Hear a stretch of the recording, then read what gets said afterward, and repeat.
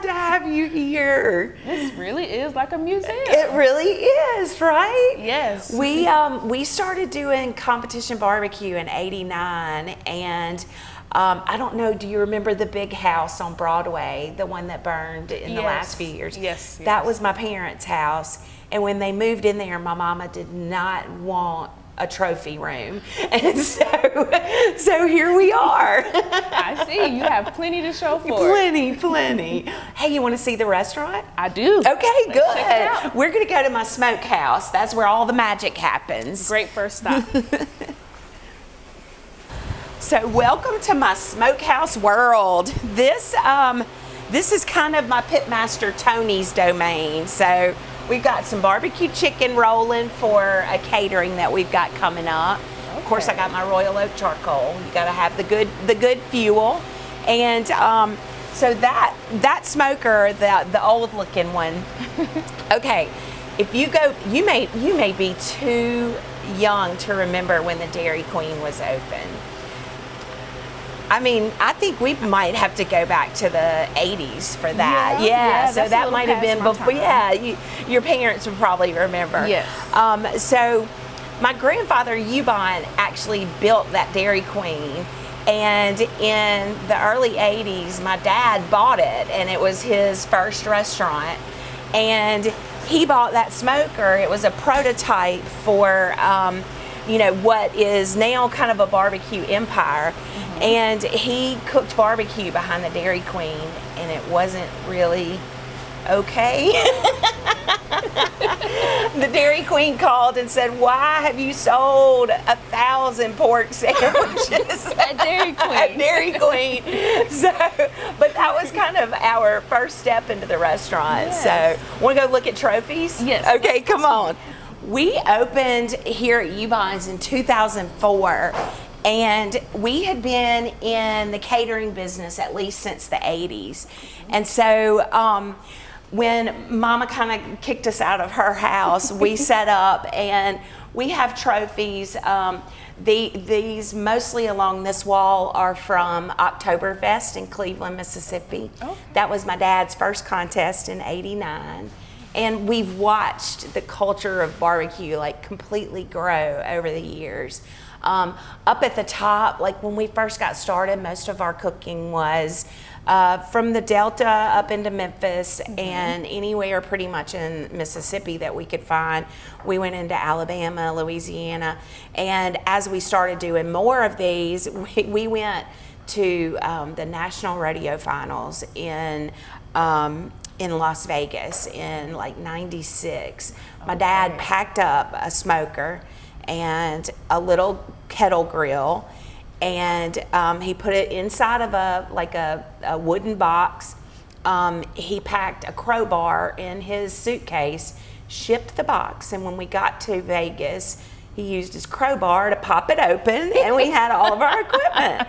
And so for the reverse trip home, he had a hammer inside, and so the crowbar went inside and the hammer went in the suitcase to put it back together, right? So so we have gone to great lengths to cook barbecue across the world, and it's always been fun, and it's cool to come back here with new trophies. And fast forward to this year where we're still competing 100 years later, and my son and the two girls that have been cooking with me since they were 3 and 4 years old, they're now in their 30s. Mm-hmm. The three of them did all of the work, and we ended up with a 5th place whole hog in the world. So, yeah, so that's like 3 generations of my family that's been on the world stage cooking barbecue, and it's just so exciting. But sort of the ramification of that is I don't get those trophies anymore. The kids all take them home, which, they're well deserved. So all the hard labor is pulled off. I mean, the great lengths that y'all go through. So over 40 years, 3 generations. You have plenty to show We for have it. something to show for it. Exactly. I see this wall over here. Seems like you may have ran out of room for plaques, so you decided to. We just started sticking stuff everywhere. We've got like the banners and stuff. I see a lot of signatures. Yeah, Are these the visitors that you've had over the years? This is everybody that's come in. It's kind of funny. We sort of envisioned just a little section by the door, and it just sort of grew and grew and grew. And it's cool. If you look, we've got signatures from all over the world. Just incredible. I really think the driving factor for us is family. My son Jacob is in culinary school and plans to continue, the family tradition. So it's easy to be driven when you see the future. What advice would you have to a starter business? I would say that anytime that you're offered publicity, to take it. We have somehow managed to get this small little restaurant a pretty big reputation on the national stage, and it doesn't have to be national recognition. Anything in your community that you can reach out and be a part of is going to be good. We've got some businesses, we got a lot of businesses here in Yazoo City. I really feel like anybody that's in this business can use what our talents are to, join the community and be part of the community. And that's who you're trying to get at these tables. If they know you and trust you, they're going to come eat with you. That makes sense. We've developed a kind of interesting skill where we feed large crowds. One of the last events that my dad and I did together was the Big Apple Barbecue Block Party. We cooked 18,000 chicken wings in 2 days. I do a lot of fundraisers across the country, and that's been one of the most exciting things for me. I've been able to work with an organization called Hogs for the Cause, and they raise money for children with brain cancer. They offer granting to families. They've recently paid for a family house at UMC, so it's very easy to get behind them. Yes.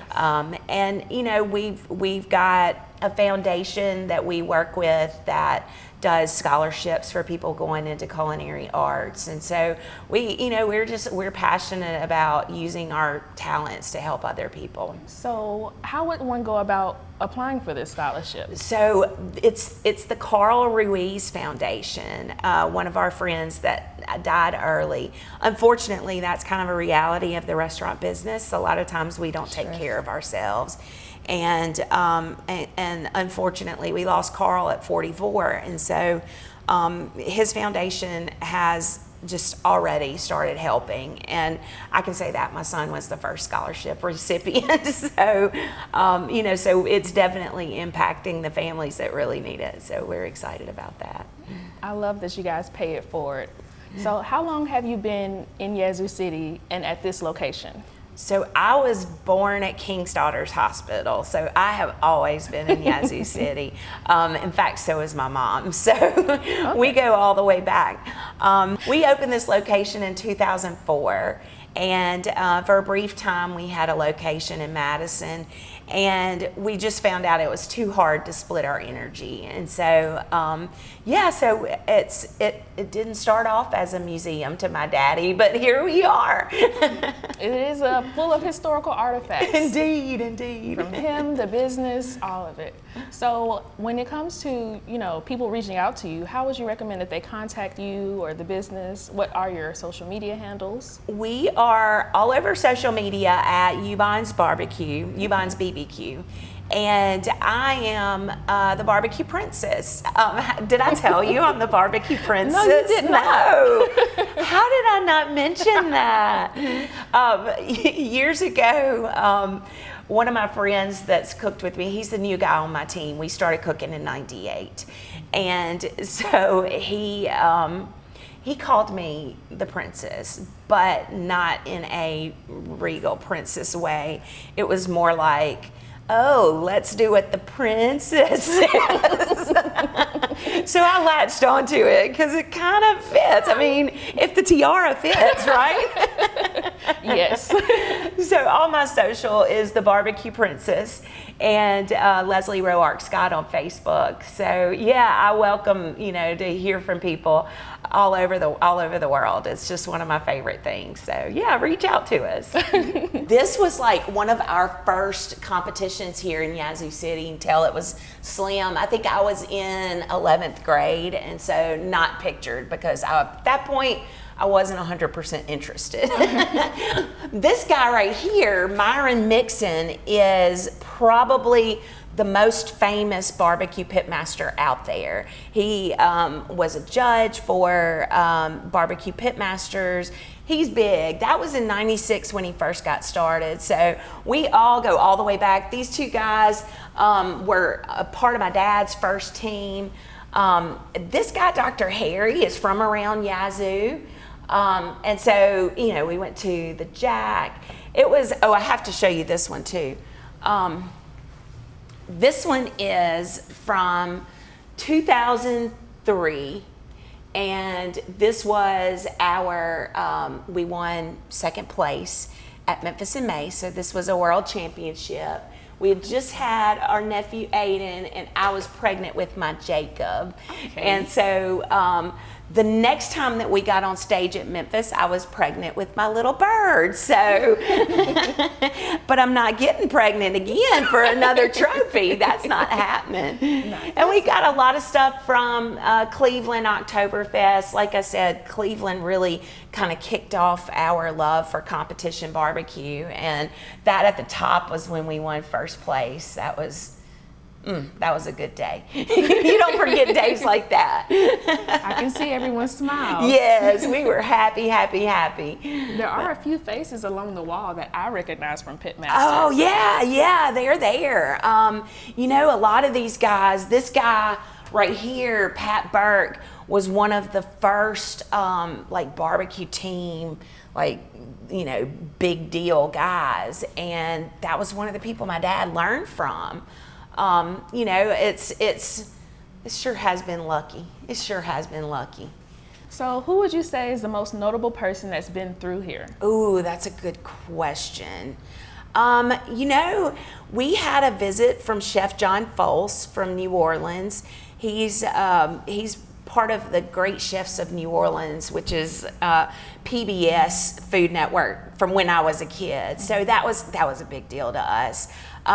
We've had Danielle Domovsky, Diva Q Barbecue. She came and shot a TV show with us here. We've done a good bit of kind of interesting TV out of here. My son Jacob and I did a show called Stove Tots, and we did a lot of filming here. So it's been interesting. You can also catch me on Discovery Network or on HBO Max. I did a few episodes of the TV show Chopped, and one of Beat Bobby Flay. I gave it my best shot, but Bobby's even more of a pro than me. I really thought I had him, but so we've gotten to do a lot of that. So if you watch Food Network around grilling time, I'm kind of like Will Ferrell and Elf around Christmas time. I just pop up and smile and move on. Daddy and I did an episode of Barbecue Pitmasters, and so that's always cool because you can wake up and hear your dad's voice long after he's gone. It's like a hug out of nowhere. Yes. So we've gotten to do some cool stuff. It's so amazing and really precious that you've been able to capture your grandfather, your father, your kids' life along the way, doing what you all love. Absolutely. It's a family legacy for sure, and something that I know my son Jacob will continue. I know my bird will continue. My oldest absolutely loves it, and my youngest is really good at hiding. So it's not for everybody. But the eating part and the love part that is for everybody. Yes.